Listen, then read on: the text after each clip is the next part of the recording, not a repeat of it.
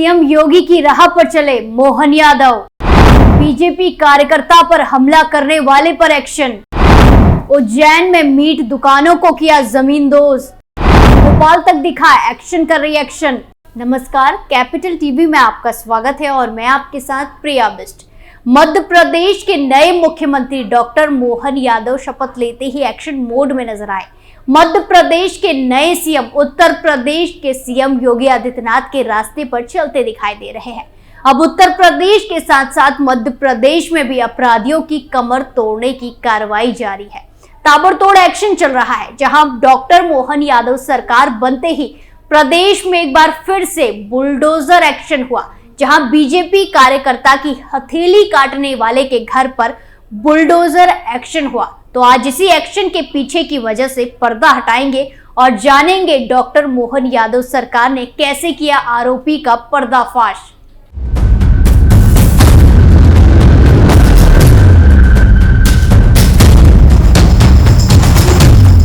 उत्तर प्रदेश के मुख्यमंत्री योगी आदित्यनाथ ने बुलडोजर प्रथा की शुरुआत की थी।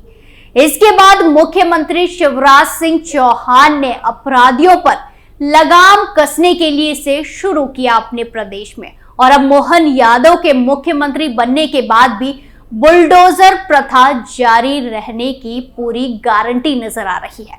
जहां नगर निगम ने एक अपराधी का अवैध मकान बुलडोजर से गिरा दिया। डॉक्टर मोहन यादव के मुख्यमंत्री बनने के बाद बुलडोजर चलने की ये पहली कार्रवाई है।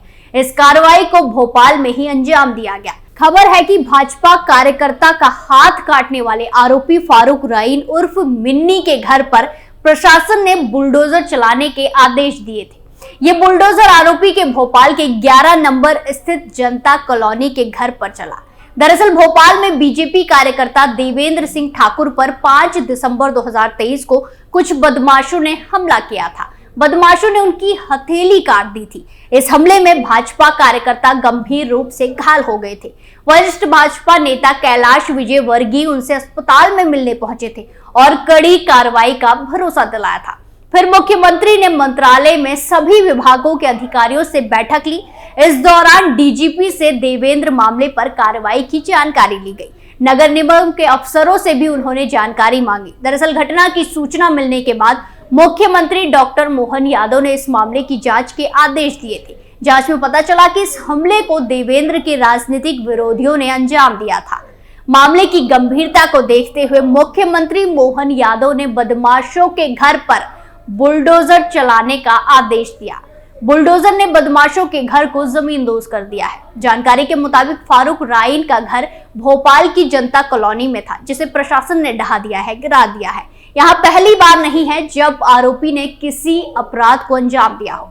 आरोपी फारूक हबीबगंज पुलिस की गुंडा लिस्ट में पहले से ही शामिल है और उस पर पहले भी कई अपराध दर्ज हो चुके हैं। इस मामले में पुलिस ने कार्रवाई करते हुए फारूक राइन और उसके साथ साथ असलम, शाहरुख, बिलाल और समीर नाम के 4 उसके साथियों को गिरफ्तार कर लिया है। वहीं अब सीएम यादव ने उसी फारूक के घर पर बुलडोजर चलवाया है। मोहन यादव सरकार ने राष्ट्रीय सुरक्षा कानून के तहत आरोपियों पर यह कार्रवाई की। इस कार्रवाई से पूरे प्रदेश में सनसनी फैली हुई है।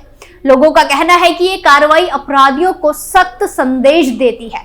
मुख्यमंत्री डॉक्टर मोहन यादव ने कहा कि प्रदेश में कानून व्यवस्था को बनाए रखने के लिए हर संभव प्रयास किए जाएंगे। उन्होंने आगे कहा कि अपराधियों को किसी भी सूरत में बख्शा बिल्कुल भी नहीं जाएगा। आपको बता दें कि सीएम बनने के बाद डॉक्टर मोहन यादव ने पहली बार बुलडोजर एक्शन लिया है। हालांकि उन्होंने इसके अलावा भी कई और एक्शन लिए। पदभार संभालने के बाद सीएम एक के बाद एक फैसले ले रहे हैं। जहां बुलडोजर एक्शन के अलावा मुख्यमंत्री मोहन यादव ने बीते दिनों कार्यभार संभालते ही धार्मिक स्थलों और सार्वजनिक स्थलों पर लाउड स्पीकर की आवाज कम करने और खुले में मांस की बिक्री पर रोक लगाने संबंधित आदेश जारी किया था। दरअसल बीते दिन मुख्यमंत्री पद की शपथ लेने के तुरंत बाद मोहन यादव ने 2 बड़े फैसले लिए। उन्होंने बुधवार 13 दिसंबर 2023 को ही धार्मिक और सार्वजनिक स्थलों पर लाउड स्पीकर के उपयोग पर प्रतिबंध लगाने का आदेश दे दिया। इस आदेश के तहत धार्मिक स्थलों और सार्वजनिक स्थानों पर लाउड स्पीकर का उपयोग केवल अनुमति के बाद ही किया जा सकता है। शासन की ओर से जारी आदेश की प्रति भी सामने आई है, जिसमें लिखा गया है कि सामने आया है कि विभिन्न धर्म स्थलों में निर्धारित डेसिबल का उल्लंघन करते हुए लाउड स्पीकर का प्रयोग किया जा रहा है। शोर से मनुष्य के काम करने की क्षमता, आराम और नींद में व्यवधान पड़ता है। शोर वाले वातावरण से हाई बीपी, बेचैनी, मानसिक तनाव, अनिद्रा जैसे प्रभाव शरीर में पाए जाते हैं। इससे कान के अतिरिक्त भाग में भी समस्या हो जाती है। लाउड स्पीकर और हॉर्न यहां तक के निजी आवासों में भी इस्तेमाल पर व्यापक दिशा निर्देश सुप्रीम कोर्ट द्वारा इस संदर्भ में दिए गए निर्णय के अंतर्गत जारी किए गए। मध्य प्रदेश के मुख्यमंत्री पद की शपथ लेने के बाद अपने पहले बड़े फैसले के तहत इसका आदेश जारी किया गया। सीएम ने आदेश जारी करते हुए कहा कि अनियमित और अनियंत्रित ध्वनि विस्तारक यंत्रों के उपयोग पर ही प्रतिबंध रहेगा, बैन रहेगा। नियमित और नियंत्रित उपयोग पर प्रतिबंध नहीं रहेगा। मंत्रालय में बैठक के दौरान मुख्यमंत्री डॉक्टर मोहन यादव के साथ कैबिनेट में डिप्टी सीएम राजेंद्र शुक्ला और जगदीश देवड़ा मौजूद रहे। इसके अलावा बैठक में मुख्य सचिव और मंत्रालय के आला अधिकारी भी मौजूद रहे थे। यही नहीं, सीएम मोहन यादव ने खुले में मांस और अंडे की बिक्री पर भी रोक लगाने का आदेश जारी किया है। सीएम यादव ने कहा कि खुले में मांस की बिक्री अस्वीकार्य है। उन्होंने कहा कि आज 13 दिसंबर 2023 हमने पहली कैबिनेट बैठक में कई चर्चाएं की है। हमने कैबिनेट बैठक में खुले में मांस की बिक्री का मुद्दा उठाया है और इसके लिए नियम लाने का प्रस्ताव रखा है। फिर सीएम यादव ने गुरुवार 14 दिसंबर 2023 को उज्जैन में महाकाल मंदिर के पास बिना अनुमति से चल रही मांस और अंडे की 10 दुकानों को बंद करवा दिया और सीएम के आदेश पर सड़क किनारे बनी कुछ दुकानों को ध्वस्त भी किया गया, गिराया भी गया। कार्रवाई नागझीरी इलाके में हुई। ऐसे में ये सवाल बड़ा है कि क्या एमपी के नए सीएम डॉक्टर मोहन यादव ने शपथ लेते ही अपनी बड़ी लकीर खींचनी शुरू कर दी है? लाउड स्पीकर पर कंट्रोल से लेकर मांस अंडे की दुकान पर बैन तक मोहन यादव ने बताने में देरी नहीं लगाई कि वो किसी धारा के राजनेता है। शुरुआती फैसले ही ऐसे लिए कि धमक दूर तक सुनाई दी। वहीं शपथ लेने के 48 घंटे के भीतर बीजेपी कार्यकर्ता का हाथ काटने वाले आरोपी के घर पर बुलडोजर चलाकर बता दिया कि एमपी में अब मामा नहीं, मोहन राज है। लेकिन हिंदी सिनेमा की तरह राजनीति में भी जरूरी नहीं कि जोर से बोले गए संवाद ही सुनाई दे। अब जहां कुछ कहा नहीं जाता, उस अभिनय को परखा और सहारा जाता है। आम मतदाता ही नहीं, एमपी में बीजेपी के तमाम नेताओं और कार्यकर्ताओं को हैरत में डालकर मुख्यमंत्री बने डॉक्टर मोहन यादव आगे क्या करेंगे? क्या इसी तरह अपने फैसले से जनता को चौंकाएंगे? ये देखना आगे दिलचस्प होगा। सीएम मोहन यादव की बात करें तो वो उज्जैन दक्षिण से विधायक जीते हैं। उन्हें संघ का करीबी माना जाता है। वो शिवराज सिंह सरकार से उच्च शिक्षा मंत्री थे। वो 2013 में पहली बार विधायक बने थे। इसके बाद 2018 में उन्होंने दूसरी बार उज्जैन दक्षिण सीट से चुनाव जीता। मार्च 2020 में शिवराज सरकार के दोबारा बनने के बाद जुलाई में उन्हें कैबिनेट में शामिल किया गया था।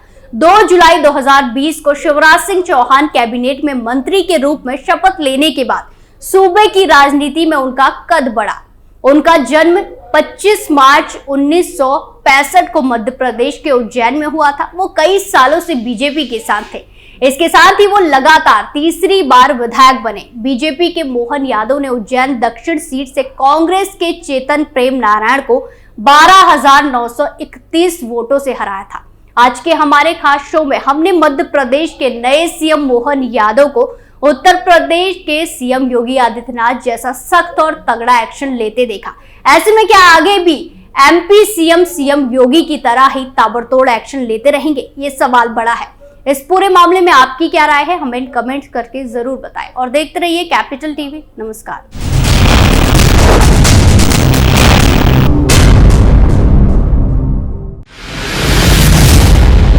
मैं राजनीति करता नहीं, पर राजनीति को बहुत गहरे तक समझता हूं।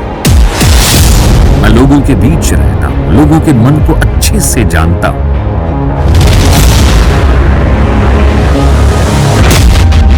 पब्लिक और पॉलिटिक्स की हर नक्श को खूब पहचानता हूं। संघर्ष की सियासत से सत्ता के सिंहासन तक मैं हर खबर से खरा सच निकालता हूं। ना कोई दौड़, ना कोई race. Capital TV, Uttar Pradesh.